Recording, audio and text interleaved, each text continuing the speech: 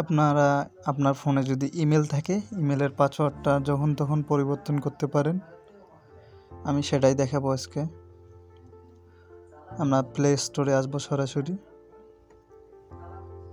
এখানে আসার পর আমরা এখান থেকে 3 ডট মেনুতে যাব। এই যে এই কোনায় 3 ডটে আসার পর নেক্সট স্টেপ আসবে।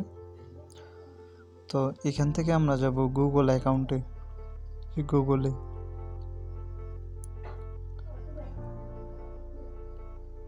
গুগলে আসার পর আমাদের কাছে এরকম ইন্টারফেস আসবে। দেন এখান থেকে আমরা সিকিউরিটি সিঙ্গিনে চাপ দিব। এই যে এখানে চাপ দেওয়ার পর নেক্সট স্টেপ। দেন আমরা এখান থেকে যাব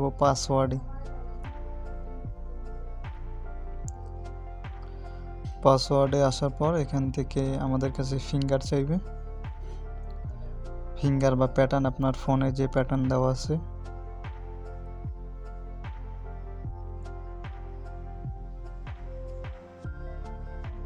তো আমি এখান থেকে আমার ফিঙ্গারটা দিয়ে দিলাম। তো দেওয়ার পর সার্চিং হচ্ছে।